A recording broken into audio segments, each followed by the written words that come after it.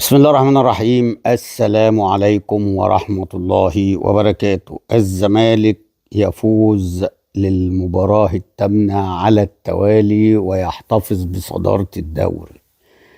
الزمالك النهاردة عايز أقول الإرهاق واضح على اللعيبة جدا بعد مباراة بيراميدز، وقبلها كان مباراة زد، فلازم تعذر اللعيبة النهاردة لأن عاملين ماتشين جامدين جدا. ما كملناش لسه أسبوع أو 10 أيام، والماتش التالت النهاردة الاتحاد. كل الاحترام والتقدير لفرقة الاتحاد بعد الصفقات اللي اتعملت. بصراحة فرقة بقت فرقة كورة كاملة، فرقة الاتحاد. والنهاردة لو في حظ ممكن كان مباراة تطلع تعادل او مكسب لنادي الاتحاد. قبل ما نتكلم بقى ونخش في الفنيات، عايز اقول بس حاجة عشان واقفة في زوري بجد. جمهور الزمالك النهاردة عامل ملحمة برغم ان اداء لعيبته النهاردة مش على اداء ماتش بيراميدز اللي فات وزد اللي قبليه. ليه؟ لان كان طبعا في حتة سنة ارهاق، ولكن جمهور مال المدرج. وهنا مخرج المباراة مش صعبان عليه، خايف يفرد الكادر عشان يجيب جمهور الزمالك ساعة الهدف، وأول ما اللعيبة نزلت وخلال تشجيعه للفرقة بيخاف، مع العلم إن في مخرجين تانيين بيبقى في فرق بتلعب بيبقى الجمهور شوية صغيرين، وتبص تلاقيه كل شوية يجيب على الجمهور، كل شوية يجيب على الجمهور، واخد بالك. هو طبعا ما بيقدرش يفتح الكادر عشان اللي هو الجمهور بيبقى حوالي 300 400 واحد. الماتش اللي فات بس كان عشان الملعب ضيق كان حوالي 1500 مشجع او 2000 مشجع، فعشان كده كل شويه يجيب الجماهير. ولكن بصراحه كل التحيه والتقدير، واللي مخلي نادي الزمالك في المنافسه هو الجمهور العظيم اللي بيحضر النهارده باعداد غفيره. واعتقد ان احنا لو ما كناش في رمضان كمان وناس عندها اشغال وايام، مثلا النهارده الجمعه اجازه وكل حاجه، ولكن برضو كله عنده ظروف فكله مش هيحضر. انما لما بتبقى خارج رمضان بعد رمضان هتلاقي الكثافه الجماهيريه هتبقى اكتر من كده بكتير. وطول ما الزمالك في المنافسه هتلاقي الجمهور بيحضر باعداد. اتمنى برضو من جماهير النادي الاهلي ان هي تحضر برضو وتبقى زي جماهير الزمالك كده، ما يبقاش القله القليله وخلاص، لان الدوري السنه دي صعب. واللي مخلي الزمالك في الصداره وفي المنافسه هو جمهور نادي الزمالك، لا دارة ولا فلوس ولا وقف قيد ولاعيبه طبعا على اعلى مستوى من الوعي، ومعاهم مدرب محترم، فربنا بيكرم وربنا بيدي كل واحد على قد نيته. دي بس كنت حابب اقولها قبل ما ابدا في الفنيات. بدأ نادي الزمالك النهارده مستحوذ على الكوره، وهوب هوب هوب لغايه ما جاب الجون ناصر منسي من اسيست عالمي من احمد فتوح لناصر منسي، اللي انا بقول عليه اهو، ويمكن اتكلمت عليه في الفيديو بتاع ماتش الاهلي امبارح. مالكش حجه يا كابتن حسام يا حسن، مالكش حجه. احسن فيرود في مصر بالارقام وبالماتشات وبالاسيستات وبالكتال وبالضغط، كل حاجه ما فيهوش حاجه بصراحه نقول لك عليه ان هو مقصر فيها. ولكن الراجل النهارده بيثبت ان هو احسن فيرود في مصر، فبيجيب الجون وبيخلي فرقته تتقدم، وبعد كده يحصل طرد لكريم الديب. اعتقد ان هو طرد صحيح 100%. بعديها النادي الاتحاد فاق، مسك كوره وهو ناقص العدد. هنا تامر مصطفى مدرب النادي الاتحاد عمل تغييره عالميه بتاعه يسر وحيد، رجعه باك ليفت، واخد بالك، يلعب على كان بيلعب على بزيرة. وهو نجح في الحته الدفاعيه والهجوميه، يسر وحيد. وقام جاي شادد الفرود، ونزل الفرود التاني، عمل تغييره ظبطت كمان المباراه والملعب كويس قوي قوي قوي.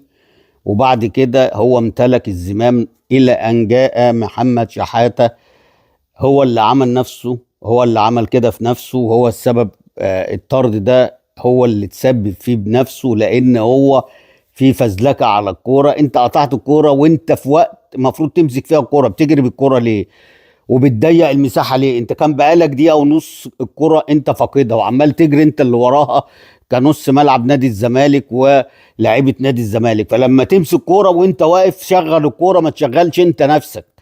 شغل الكوره وما تشغلش نفسك. فالمشكله كلها ان هو جري بيها، وبعد كده طولت منه، قام جاي داخل بغش، ويستحق الطرد، وطرد مستحق. وهنا اشاده للحكم في الطردين، واللي هو اللي قاعد على الفار، مع ان اللي قاعد على الفار قاعد يجيب لنا في ضربه جزاء، عايز يجيبها ويوحي للناس ان في ضربه جزاء بتاعت عبد الرحمن مجدي. ما انت كنت قاعد على الفار في ماتش الاهلي والجونه، واربع ضربات جزاء ما جبتهمش ليه؟ انت كنت بتخبي الكور دي. المهم، ما علينا. فاطرد محمد شحاته، امتلك المباراه ونص الملعب فرقه الاتحاد، لان ده يعني طرد مؤثر، لان ده في قلب الملعب. ده الراجل اللي هو رمانة الميزان بتاعت فرقة الزمالك، ده القلب النابض بتاع فرقة الزمالك. فلما اتطرد طبعا رجع فتوح ورجع عبد الله السعيد، ولكن الى ان انتهى الشوط الاولاني كانت السيطرة والغلبة لفريق الاتحاد. هنا برضو في حاجة نسيتها، الفاول بتاع قفشة. يا جماهير النادي الاهلي العريقة، هل قفشة ده يمشي ويجي بين رمضان يقعد ويلعب؟ ده يمشي وبين رمضان يقعد؟ واحد بيعمل فاولات ويضرب وكل لعبه فاولات وضرب، وواحد فنان بيقود. وانا قلت لكم ده يعني طالما امام عاشور مش موجود يبقى لازم قفشه موجود. اتفرجوا على قفشه النهارده بيعمل ايه. هو سبب من اسباب الاستحواذ والهجمات الخطيره، حتى الكره اللي هو ضيعها هو اللي بادئها، هو اللي عاملها ناحيه الرايت. والراجل حطها له، وهو جه حطها لولا تألق المهدي سليمان كان هيجيب جون عالمي قفشه. ده يمشي وبين رمضان يقعد؟